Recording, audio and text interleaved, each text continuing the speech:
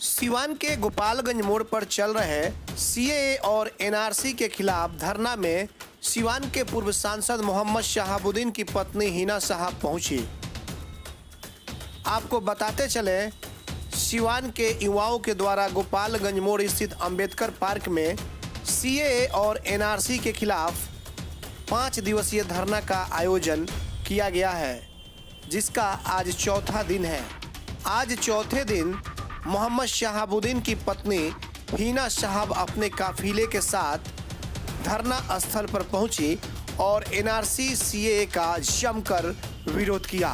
साथ ही साथ हिना साहब ने केंद्र सरकार के नरेंद्र मोदी और अमित शाह पर सीधा हमला किया। आप देखिए, हिना साहब अपने समर्थकों के साथ अंबेडकर पार्क स्थित धरना पे बैठ गई हैं और एनआरसी सीएए का पुरजोर तरीके से विरोध कर रही हैं। एटीएन लाइव के लिए मंटू ओझा की रिपोर्ट।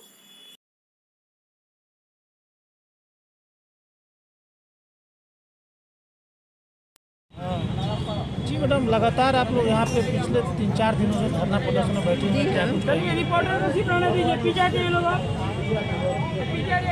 तो हम लोग इस एक्ट के खिलाफ में धरने पे हैं, एनआरसी सीएए और एनपीआर के।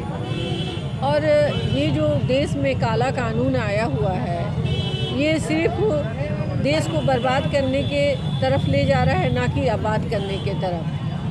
पहले तो नरेंद्र मोदी गुजरात में शुरू किए 2002 में, वहाँ पे जो उन्होंने अपना तांडव किया, अब वो पूरे देश में करना चाहते हैं। वन मैन शो वाली वो राजा बन के रहना चाहते हैं और सब प्रजा हैं। संविधान से जो हम लोगों को हक मिला बोलने का, अपने आप को पहचानने का, छोटे बड़ों का फ़र्क मिटाने का, ये वो लोग दोबारा लाना चाहते हैं। संविधान को ख़त्म कर रहे हैं, मनुस्मृति ला रहे हैं।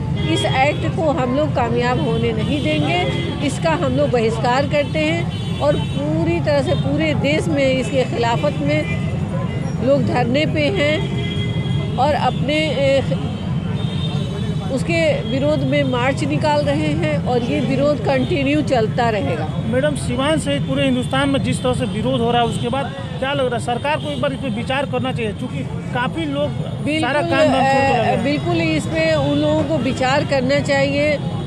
प्राइम मिनिस्टर नरेंद्र मोदी जी को, गृह मंत्री अमित शाह को बहुत अच्छे से इन लोगों को बारीकी से इस पर विचार करना चाहिए कि मेरा देश कहाँ जा रहा है। मेरे गरीब भाई बंधु जो रोज़ की रोज़ी कमाते हैं वो कहाँ जा रहे हैं। आप ही बताएं कि 1970 से पहले कितने लोग पढ़े लिखे थे? मात्र 30% लोग पढ़े लिखे थे, 70% अनपढ़ थे। वो पेपर अपनी ज़मीन का कैसे बनाते और कहाँ रखते? अभी का जो दौर है, जो यहाँ पर 60% लोग जागरूक हो गए हैं, लेकिन फिर भी जागरूक नहीं हैं। अपने दादा परदादा जो उनके जाहिल थे, पढ़े लिखे नहीं थे, वो पेपर ज़मीन का बनवाए नहीं तो कहाँ से लाएंगे? और जब असम में ये इन लोगों ने शुरू किया अमेंडमेंट बिल, तो वहाँ पे इन लोगों ने समझा कि यहाँ पे बांग्लादेश से सब भागे हुए नागरिक हैं, तो यहाँ पे मुस्लिमों की संख्या बहुत ज़्यादा होगी। लेकिन नहीं, जब आंकड़ा निकाला गया तो वहाँ हिंदुओं की संख्या करोड़ों हो गई और मुस्लिमों की संख्या 40% बच गई। अब इन्होंने इसको नकार कर और सीएए ला दिया, एनआरसी कर दिया। नहीं, अब हम सबको करेंगे, मगर मान्यता क्या है कि हम हिंदुओं को देंगे नागरिकता और मुस्लिमों को नहीं देंगे। भाई क्यों नहीं देंगे? आप उस संविधान के मंदिर में बैठकर और ये बता रहे हैं कि हमने उन्हें, जो लोग भी दूसरे देश में हैं हमारे नॉन मुस्लिम भाई, तो वो वापस आएंगे तो उन्हें हम नागरिकता देंगे। और जो हमारे मुस्लिम भाई जिनके दादा परदादा सारे हमारे आज़ादी की लड़ाई में शहीद हो गए, क्या उन्हें देशद्रोही करार देंगे?